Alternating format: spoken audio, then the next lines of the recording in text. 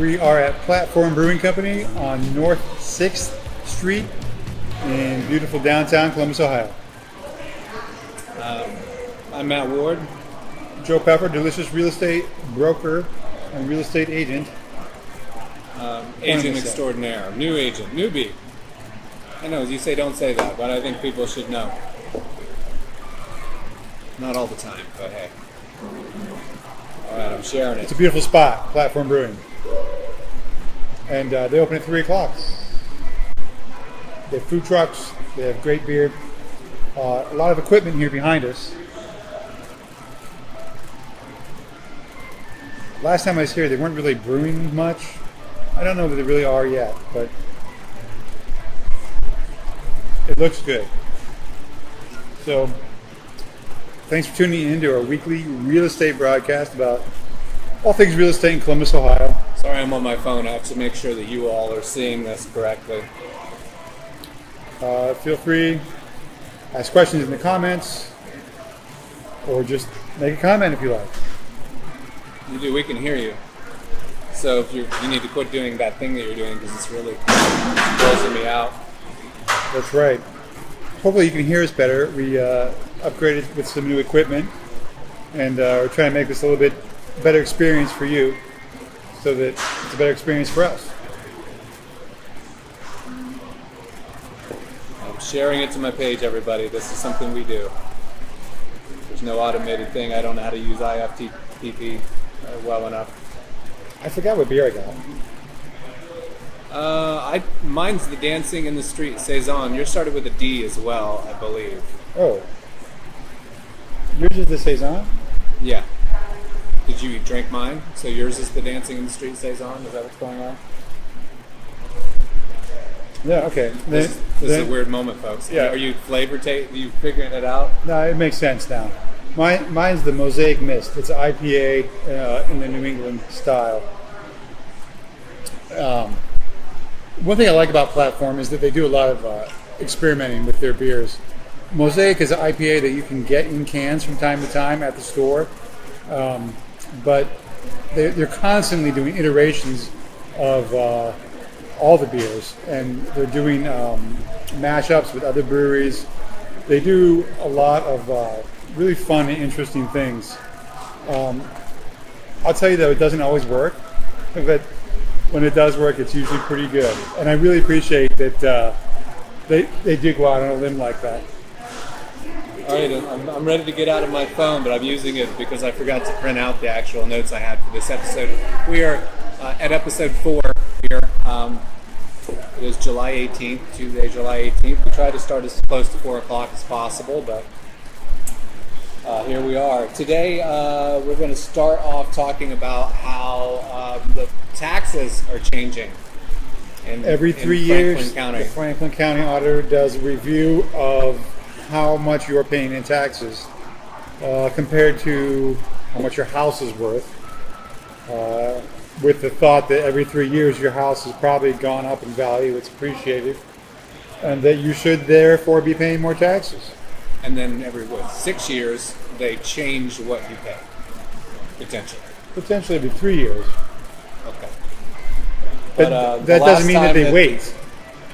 The last time values went down was 2011, obviously on the heels of the collapse. So they're doing right now, they're evaluating how much homes are worth in a blanket fashion. So that's all of the properties in Columbus, Franklin County, I guess, Franklin County. They are having a few sessions for people that are interested in seeing what their new taxes will be, and also seeing the documentation that they provide that gives you an idea what goes into determining your taxes. I wanted to give the 2 meetings that you can go to if you wanted to find out what your taxes are going to be in an explanation. Wednesday, July 19th at Columbus Metropolitan Library. Sound like I said library. I'm sorry, guys. 6:30 to 8 p.m. And then next Tuesday, July 25th, at the Upper Arlington Public Library, also 6:30 to 8:30 p.m. Those are opportunities where you can go in and meet with someone. They'll pull their laptops out. They've got computers set up to let you know what you're going to be paying in taxes and an explanation of that. and then they'll be mailing out letters at the end of August to everyone with the new information as to what you will be paying in taxes going forward for at least the next 3 years, I guess. Right. And this tax bill that we're talking about comes out when? That is The one that comes out in December? I guess end of November, early December. Right. And that's the letter should be by the end of August, according to I talked to with the auditor's office earlier today. So I've read that those new values are available online, but I looked and I they're did not yet. I did not see them. They are not yet. She said They're available, somebody in the but they're not office. online. They're not online. They will be. They will be. They Yeah. will be, but they're not quite there yet. I believe that the average homeowner in Franklin County can figure he'll be paying about $50 per $100,000 worth of house. But most, I think, will be paying more. Most of the people watching this will be paying more. Yes. Probably not more than, I think $200 per $100,000 worth of house more would be too much. So it'll be somewhere in between there. And they said a lot of the findings show that in the last 6 years we've had each year we've had an increase in the property values over the last 6 years. So 6 straight years of property value increases, and so that kind of leads me to want to talk about, second of all, the numbers that the Columbus Realtors have provided for the month of May. They haven't got June out, but this is sales numbers for homes in Central Ohio for all the area that Columbus Realtors covers. So it's a little wider than Central Ohio, actually. Let's see. In May of 2017, closed properties, 3,177, which is actually down 0.8%, and from 2016 year over year. So it was 3,203 last year at this time, or in May, and then this year 3,177. So not quite. What does that mean? Well, I mean, it could mean a lot of different It things. doesn't mean anything. I think it does. I think because closed homes could mean. I think if there were only 1,000 as compared to 3,200 before, it would mean something. Well, I think it could mean something in correlation to another number that I'm going to give too. New listings in 2016 was 3,865. In 2017, that climbed to 4,051. Closed homes, I think, is a little bit more of a delayed statistic because it could be relating to homes that were actually in contract, in April or in March. So almost 5% more new listings in the month of May In the month of May in 2017, than 2016. and yet all you hear on everyone's lips is how there's just not enough stock. Well, this is that number of new listings I wanted to get to at the end because I think it's an interesting talking point, but we'll go back to that in just a second. Median price in 2016 in May was $177. That increased 7.3% to $190, which I would attribute to not just the properties appreciating, but also the lack of inventory driving that frenzied mode that's causing people to pay so much more than properties value for the actual properties. And then the last statistic I want to talk about before we go back to new listings, percentage of original sales price received was 97.1 in 2016, in May 2016, and it was 98.4% in May of this year. 98.4. So what we're talking An about increase of 1.3%. is we're talking about this is the list price, and this is the number that it takes to get that house. So if your list price is $300,000, people are paying 98.4% of that price on average. I was looking before last week's broadcast. I was going to say something about that over the last 3 months, April, May, and June. And in many downtown neighborhood areas, for all 3 of those months, that number was 101% of the list price for all 3 of those months, and it was never less than 97, which I think it was in German Village, because in German Village the prices are much higher than other places And when the prices are higher, there's more chance for a little bit of leeway, but still never more than 2.5%. So yeah, that people are getting what they're asking for the most part. Much more so now than last year and even the year before. Now on new listings, let's get back to that number. Up 4.8% year over year. So what we were talking about before as an issue with inventory is people were afraid to sell their homes. They either, one of the many factors was keeping them from listing. Either they weren't feeling financially secure, or they didn't want to become a buyer in this market because they didn't feel like they had the finances, or they just felt like it wasn't a good business decision. But we're seeing that number creeping up, and I'm really interested to see what happens in June's numbers if that trend continues, because that kind of speaks to the fact that maybe people are starting to list their homes and go ahead and get into the market, which could eventually have some type of a positive effect on leveling off prices. Right, and the market in general, according to buyers and sellers, since it's such a seller's market right now. 5%, I mean, that could mean something. It's not much, but it's a real number. All real estate is local, and I harp about this all the time. So these numbers don't mean anything. The numbers you hear from the National Association of Realtors and when you drive to work on the news in the morning doesn't mean anything. What's happening in your neighborhood is only numbers that mean anything to you. And is there a way that, there's a way that we can do it, but is there a way that the general home search person, a buyer can look up any type of statistics besides just plotting it out? And you can go to the Franklin County Auditor's website, and you can do a proximity search around your house and see what things are selling for. That's the most efficient and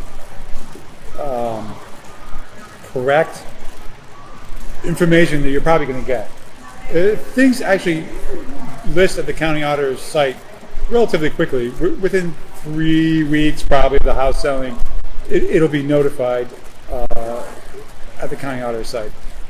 You can look at other places, but it really isn't easy. Ask your friendly neighborhood realtor. He'll be happy to help you out.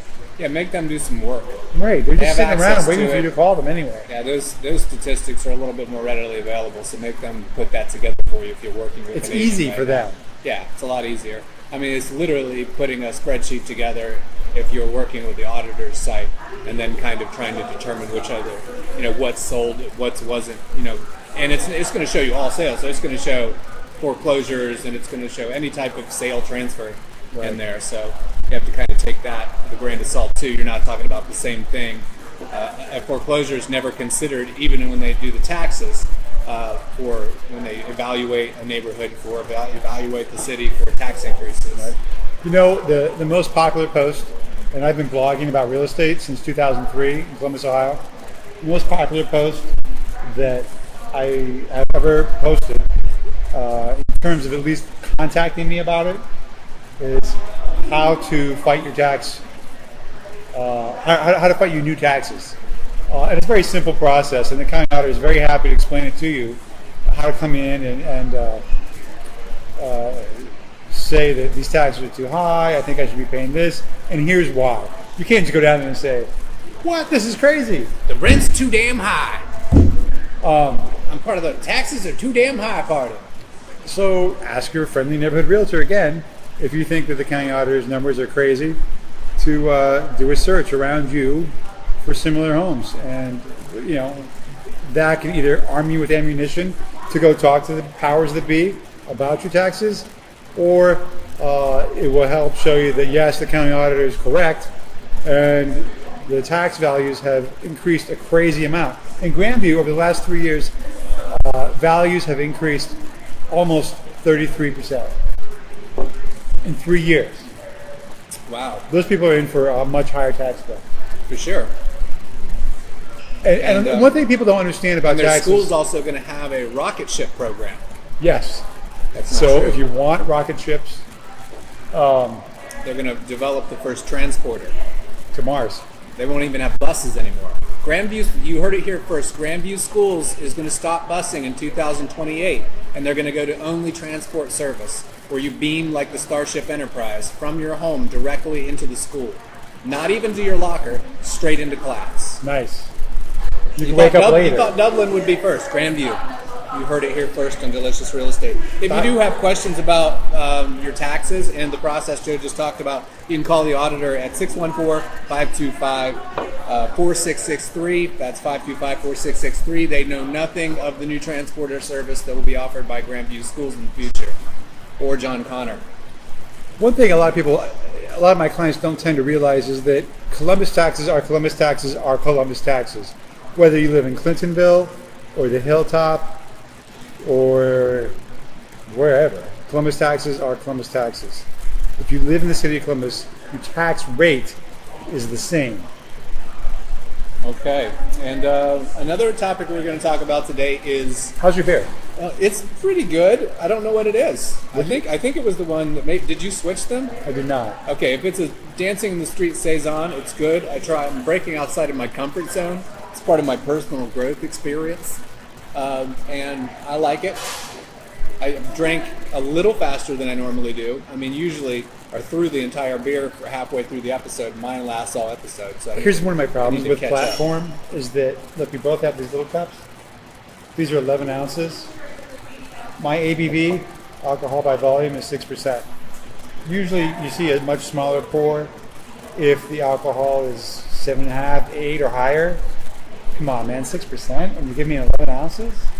What should you get, like a 22 ounce, like Applebee's sized glass? No, I'm just looking shaped for in a boot on the bottom. I was looking for my regular old pint. Don't forget, turn the boot, or it's gonna beer fest you.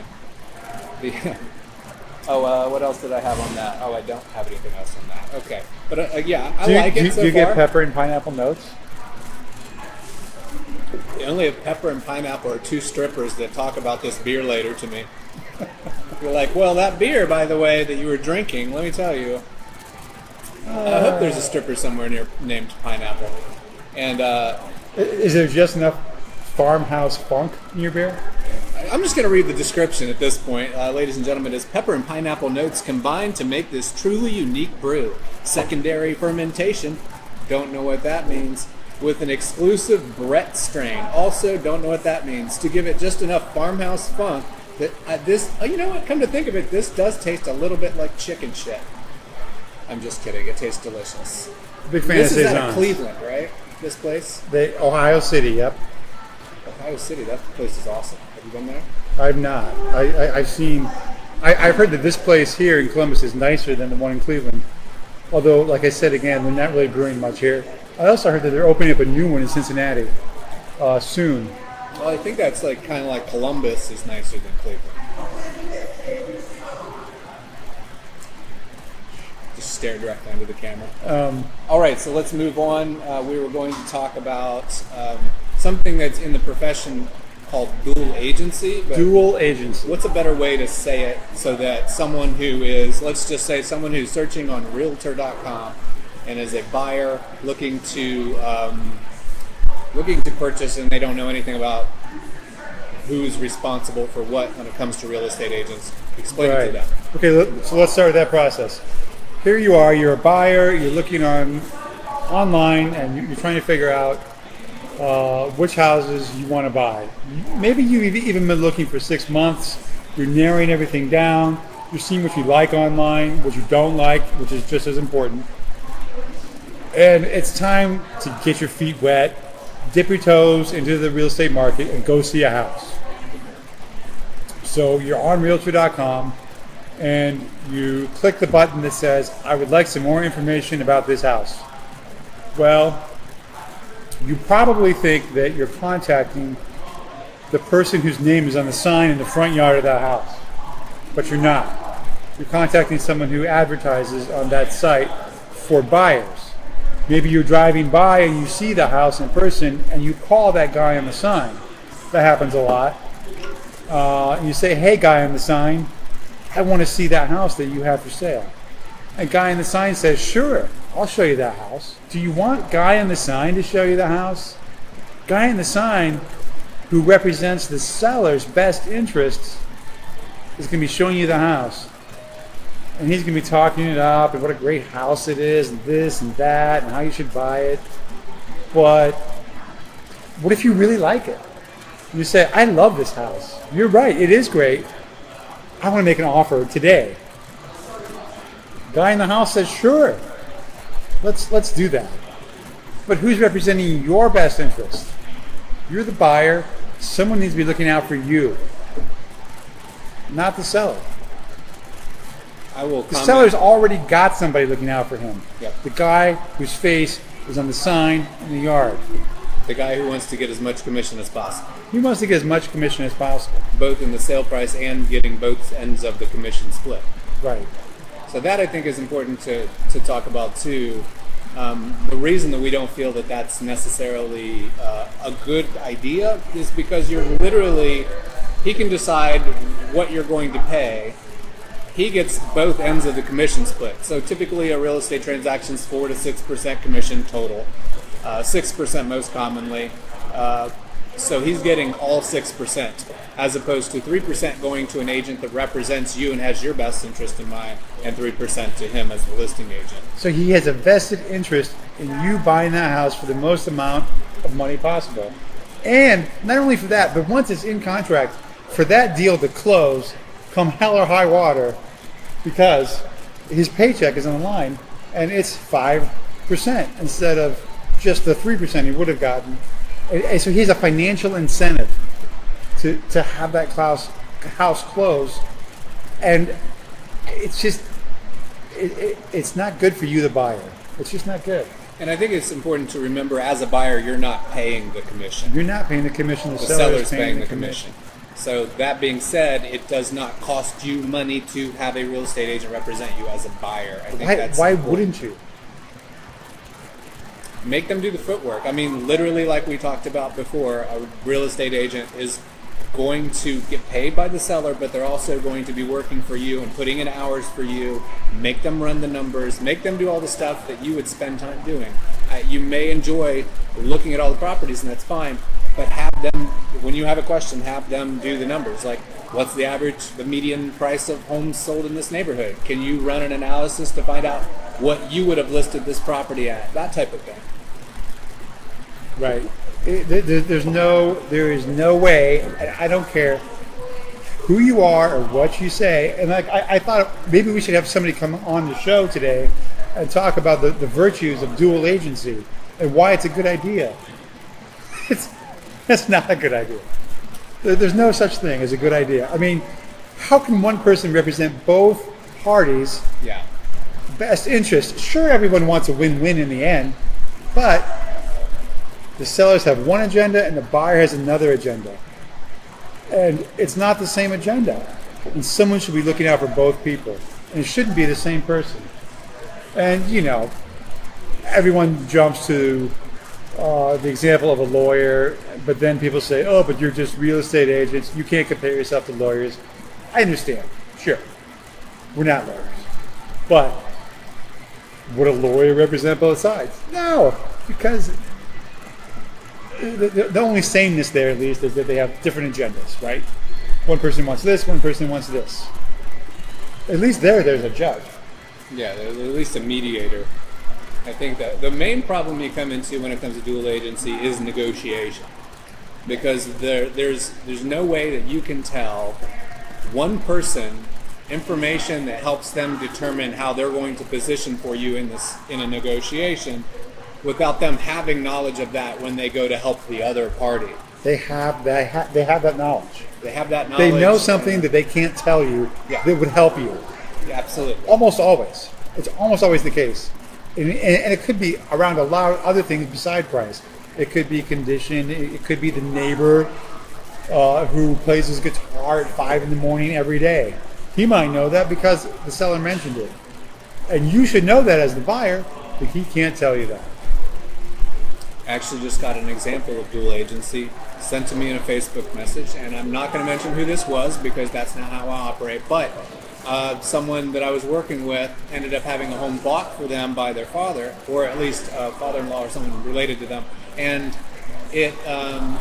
they literally just called the number on the sign and purchased the property. Which happens a lot. So that's an example of where dual agency could happen. But instead of calling that number on the sign, call that number on the sign if you want to get some details about the property, but have an agent that represents you actually process the transaction. Us or anyone, if you're working with someone qualified. We're not going to sales this up. Now, And you know who does the most dual agency transactions? All the big heavy hitters around town. The people whose face you see on the sign all around town all the time, they do the most. You mean the awesome Realtor Columbus Best Sells agency team? Those guys, they're everywhere. Just all you have to do is add one of the major brands to that name to make it a real name. Right. But and it's sad. It's sad for buyers. So Delicious Real Estate, to be clear, Delicious Real Estate, to my knowledge, we are the only brokerage in town that, as a policy, we will not represent both sides of a real estate transaction. It's important to us, and we hope that it's important to you. I wanted to talk about, let's see here, let me make sure I'm staying in line with the stuff I had to talk about today. Also wanted to talk about deal breakers. Deal breakers. Now, this is a common thing that you'll talk about when you're going to search for a home between you and whoever else you're making the decision with. If you're making it alone, you probably have your own list of deal breakers. What is it about this property that's going to make it a deal breaker for me? Is the roof really bad? Does it not have a dishwasher? See, those are two examples of opposite ends of the spectrum type of deal breakers, where you can get around the obstacle of a dishwasher. Relatively easy, lots of options. A roof needing to be replaced is more of a deal breaker that's a little bit serious. But what I wanted to talk about are some examples, and this is for Joe specifically.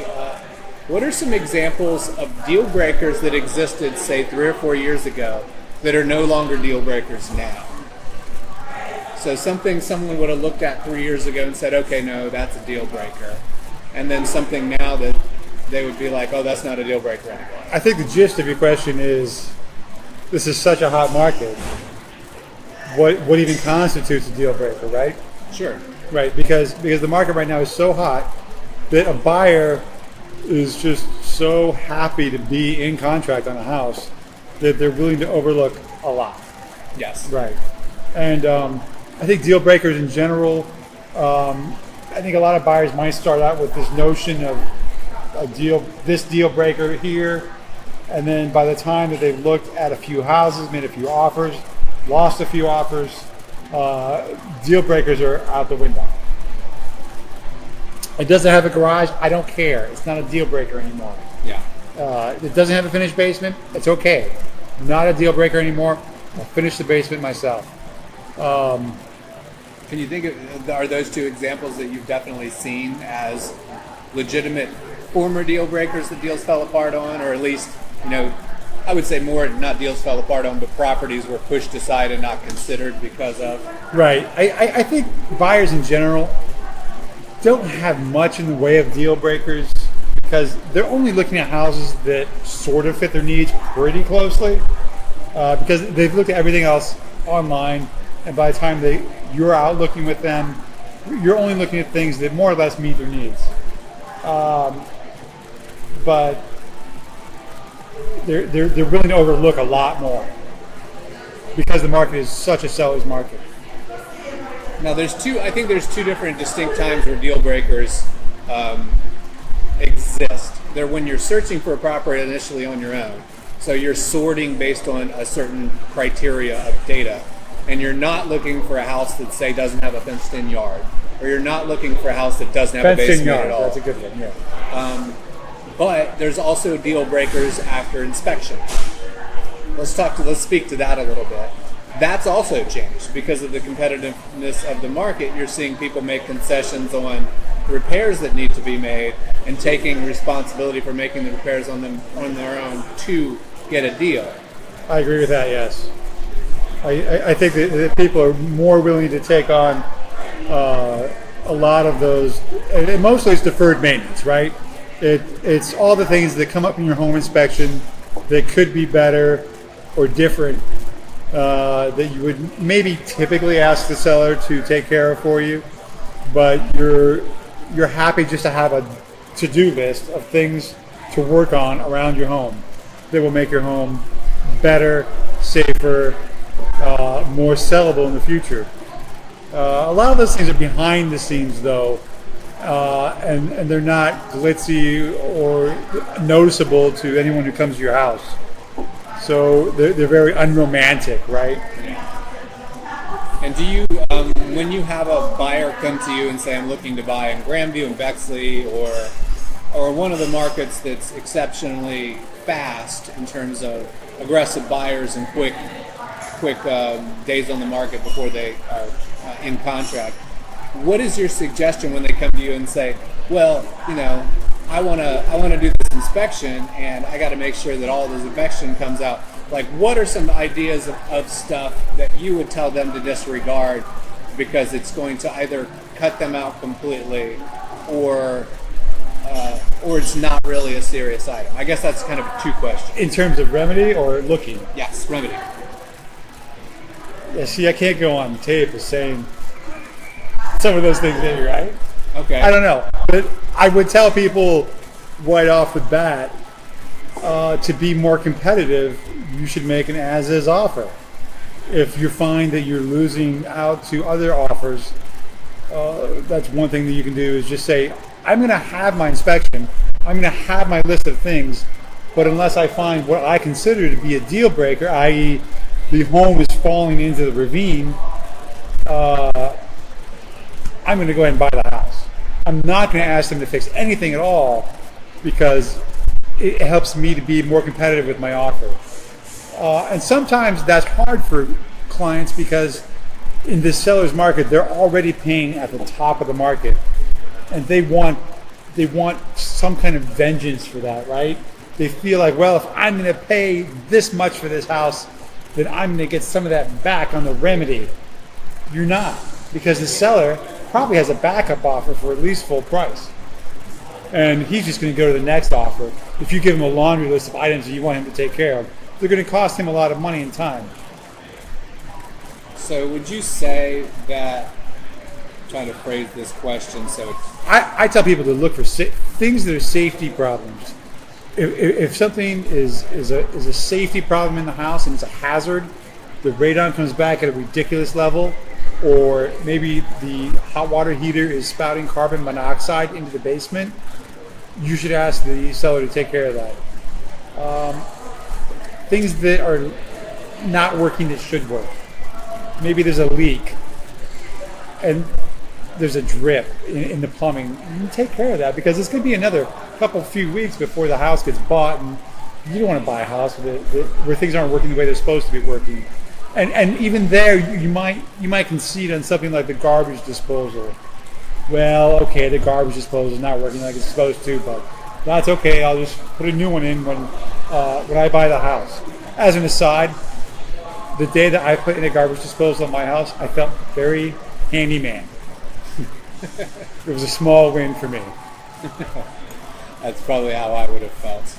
But I guess you're kind of talking about things that could be a few $100s versus things that are thousands of dollars. Yeah, things that are thousands of dollars, you're probably not overlooking.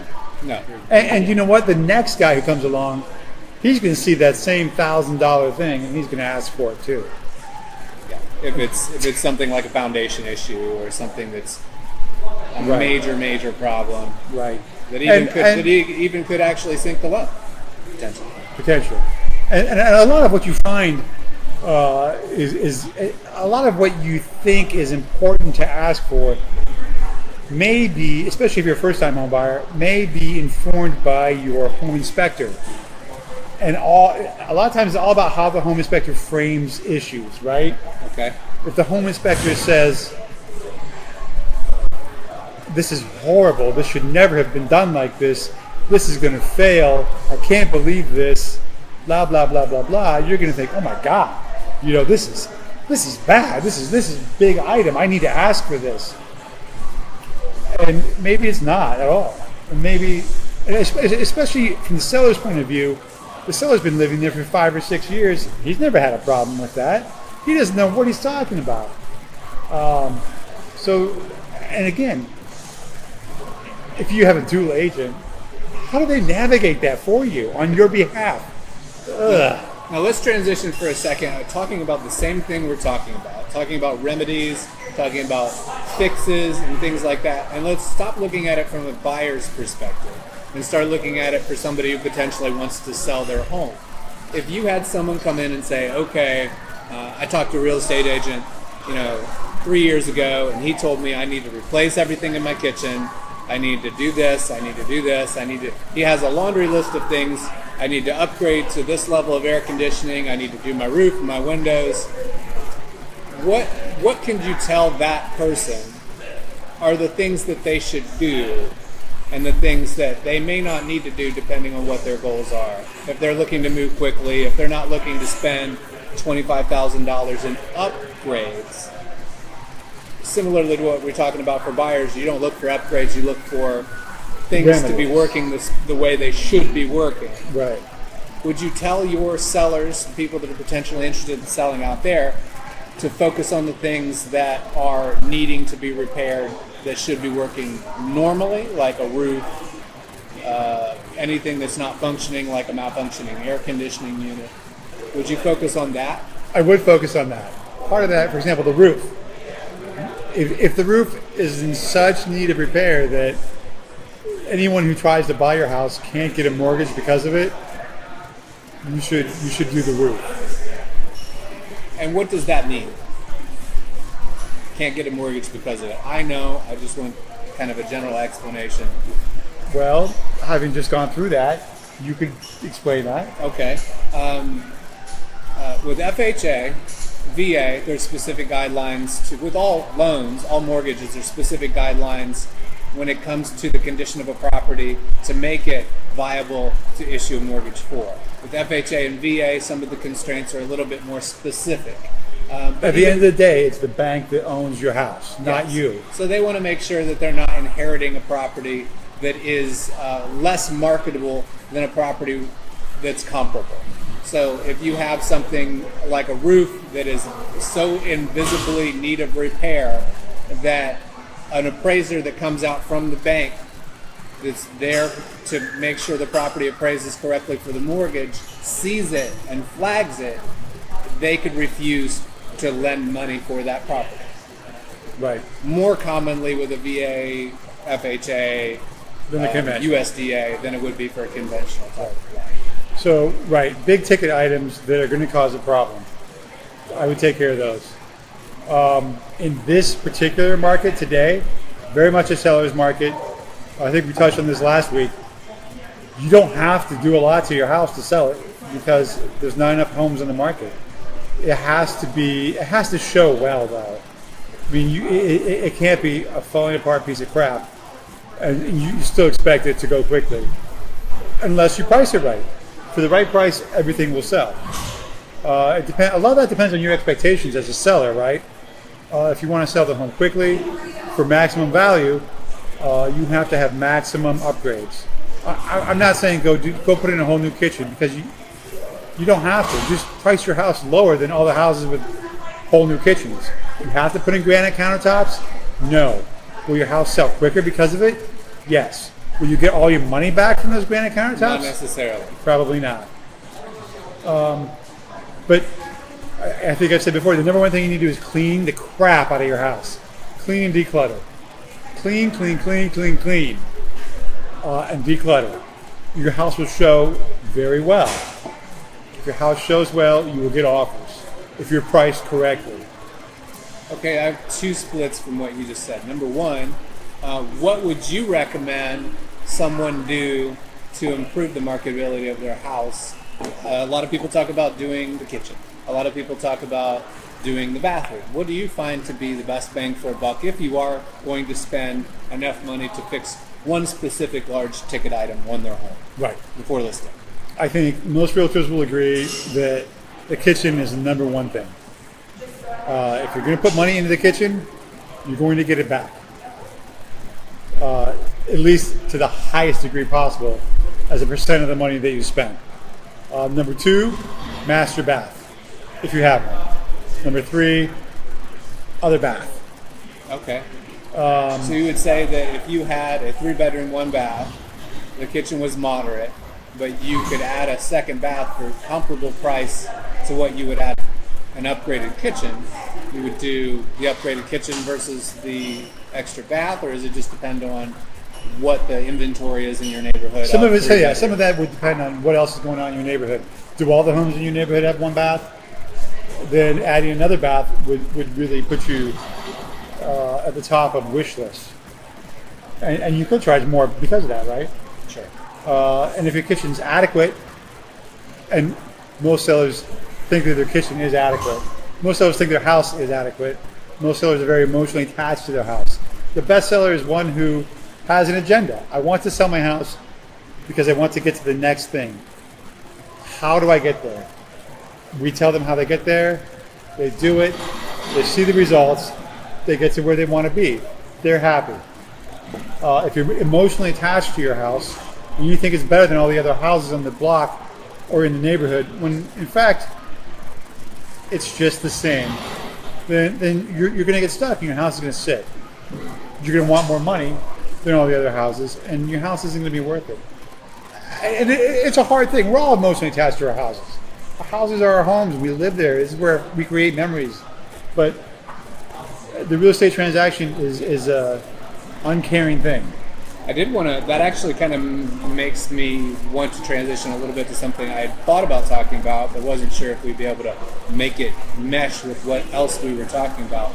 But for sale by owners. So you have situations where various reasons people want to sell their home on their own.